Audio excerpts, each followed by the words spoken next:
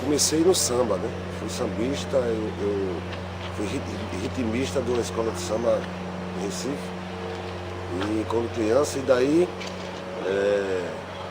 eu vim para o Maracatu,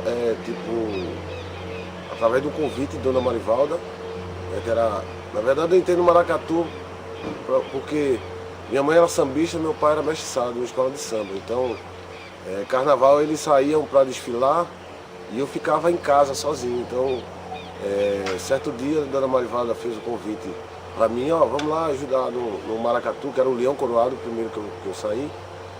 E aí, para não ficar em casa, eu fui.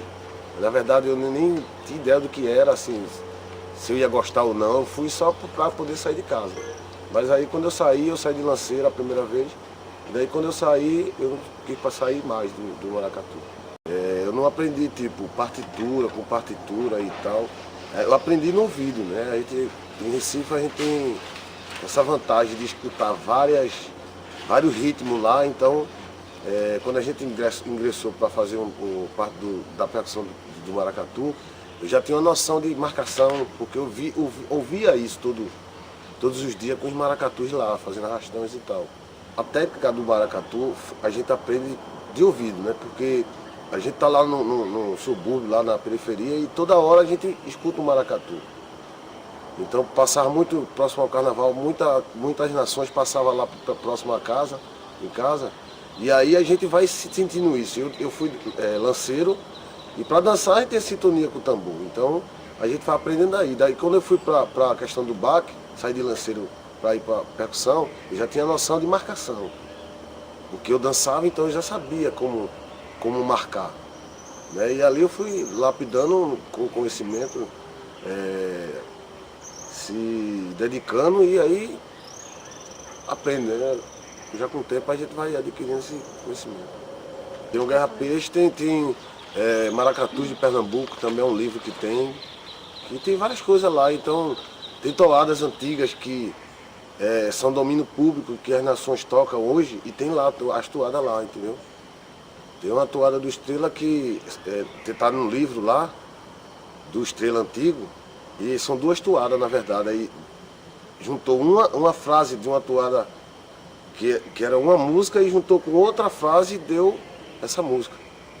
Mas foi tirada do livro, que era o escritor fez o livro falando do Estrela, e aí tem essa toada, e a gente canta até hoje. O processo tipo musical dentro do maracatu é aquilo, a vivência. A vivência.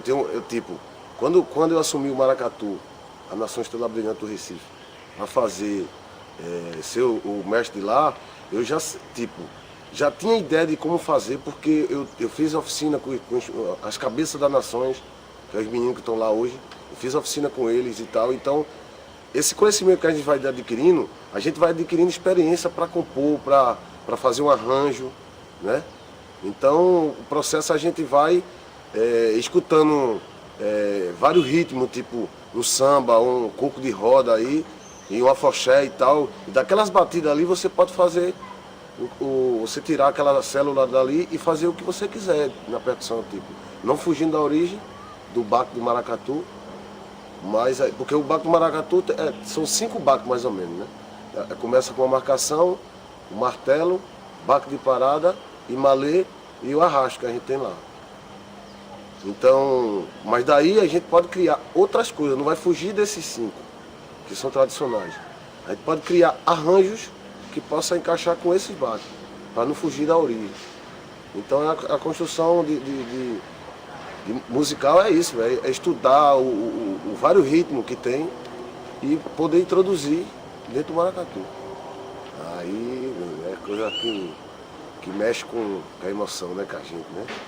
Então, quando a gente vai fazer oficinas pelo mundo, passando o conhecimento do que eu aprendi no maracatu, que é a nação que eu aprendi, que é o Estrela Brilhante, é como a gente estivesse levando uma cultura que na verdade, o maracatu surgiu pelos negros, o lazer deles, na verdade, da era da escravidão, no tempo, eles não tinham muito tempo para se divertir, na verdade. Então o maracatu era uma brincadeira que eles faziam para poder tirar um pouco aquela mancha, né, de horror que eles viviam, de apanhar, né, de ser vendido e tal. Então quando a gente passa para o povo isso, a gente passa com energia tão... Porque a gente não é só tocar maracatu, né? A gente, no Maracatu Nação, eu costumo dizer que existe tambores para maracatu e tambores de maracatu. Tem diferença. Tambores para maracatu são tambores de grupo. Pessoas que têm um grupo e fazem com as alfaias tocar o maracatu. E tambores de maracatu é os tambores de nação, que são dadas obrigações, que tem todo um processo religioso, né? Mas quando você toca maracatu, você chama, convoca entidades que rodam lá, entendeu? Por isso que é importante que o grupo ele tenha o conhecimento do respeito da religião, porque ele, quando a gente toca maracatu, a gente está invocando, tá tocando por ancestralidade, por o povo mais antigo que se foi e deixou a herança, que é o maracatu pra gente, só dá continuidade. Por isso que é bom que o grupo tenha esse conhecimento. Não é obrigado a fazer parte do candomblé, mas é obrigado a entender como funciona, para poder fazer com que o grupo toque o maracatu, mas está tocando sabendo o que ele está fazendo. Na verdade, quando eu entrei para o maracatu, para assumir, eu cheguei a ter um pouco de receio, de medo. Que é uma coisa é tocar. Eu tenho 30 anos na nação, tocando um tambor, né? E o tambor que eu tocava era um dos mais sagrados lá, que é o cangaruçu, que é o mestre da percussão. E aí eu entrei como... O momento não era aquele, eu achava que o momento não era aquele de eu assumir, mas por não deixar a cultura do Estrela Brilhante diminuir com a queda, com a saída do mestre da gente, ter uma queda, achava que ia dar uma queda na nação, porque é muitos anos que a gente tem junto, né? Então quando eu entrei um pouco receoso, mas aí eu entrei também com a garra, porque aí em um mês eu fiz 35 toadas, hoje vai com 55, mas aí quando eu comecei a compor, que começou a primeira composição minha desse processo novo que tem, foi Minha Nação. Então quando eu fiz, que mostrei a percussão, que o pessoal, a percussão abraçou e disse, não, tá muito lindo isso e tal, aí me deu força para poder eu manter. Então vieram coisas de energia, querendo passar energia negativa para mim e tal, de que eu não sabia de nada, que eu era isso, que eu era aquilo. E eu peguei isso, pejorativo disso, e botei como positivo. Então, eu sabia que eu tinha um potencial para fazer aquilo. Então, para mim não foi novo e tal. Teve um pouco de medo, como qualquer um, né? Os melhores artistas por aí, quando entra no palco, sempre cada entrada é diferente. É um frio na barriga e tal. Passei por esse processo, mas hoje tentando deixar a percussão para se unir mais, não é só tocar, a gente toca coletivo. Então a gente se juntar, saber que ele marca, eu repico, para eu repicar tem que marcar, o caixa lá tem que dar um andamento para o tambor. Então quando a gente faz isso com carinho, com respeito e pela idade que eu já tenho de 30 anos lá dentro, ficou fácil.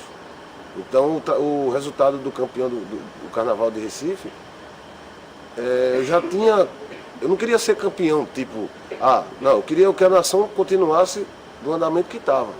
Mas se viesse o campeonato, melhor. Até porque eu não ligava muito para essa questão de campeonato. Mas no momento, pelo que falaram de mim, depois que eu assumi, eu precisava ganhar ele. Porque ia ser um cala-boca essa galera que estava falando coisa, entendeu? E hoje, eu digo a você, já estão pensando como é que o Fabinho vem para o Carnaval de 2020. E eu já tenho o repertório pronto. Da entrada ao final. Teve um momento que foi quebrado em 3 anos, né? 3 anos a gente passou 3 anos sem ir no Cangaruçu, que é o terreiro, não é o terreiro da nação, mas é um terreiro que representa o mestre da percussão, que é o mestre Cangaruçu, o mestre de Jurema. Na verdade é um caboclo mestre, na linha do Tupi-Guarani. Então é muito importante para a gente, porque eu fui lá, né, na sede, falei com o seu Dão, que é o rapaz que tem a entidade lá, e trouxe ele em terra, eu pedi conselho como proceder com a percussão, né, fiz uma consulta Desceu em terra o Cangaruçu, veio aqui em terra, e conversei, perguntei se eu estava correto, se faltava alguma coisa, e daí ele diz para mim, tá tudo perfeito, só não quero você em confusão. Então, fluiu, porque aí a gente renovou as energias, a percussão voltou para lá, como o próprio mestre disse, meu povo voltou. Então, desses 3 anos que a gente passou, a gente levou pisa de carnaval, de perder, porque, tipo, perder pra gente mesmo, a gente com tudo na mão para ser campeão, mas teve um detalhezinho, tipo, um lanceiro que não entrou, a gente perdeu o campeonato e tal. Mas isso é propósito, isso é coisa dos orixás. A gente tinha que ir lá no mestre para renovar. Então a gente foi, renovou, fez as obrigações com ele. E no carnaval eu fui abençoado com a bengala, né? Que aí a turma dizia para mim, por que ele tentar com a bengala? Isso é amostração, isso é... Porque nunca teve essa bengala, então. Mas eu não me amostro no maracatu. Eu não quero ser o Michael Jackson do maracatu, não. Eu quero só vivenciar minha cultura, minhas raízes, né? E quem mandou a bengala foi o mestre Cangaruçu. Então quem é eu para dizer que não entro com ela? Entrei e fui abençoado com o Carnaval de Pernambuco 2019. Ninguém tá na história aí, ninguém tira de mim não. Tá lá, escrito lá. Estrela Brilhante do Recife, campeão do Carnaval 2019.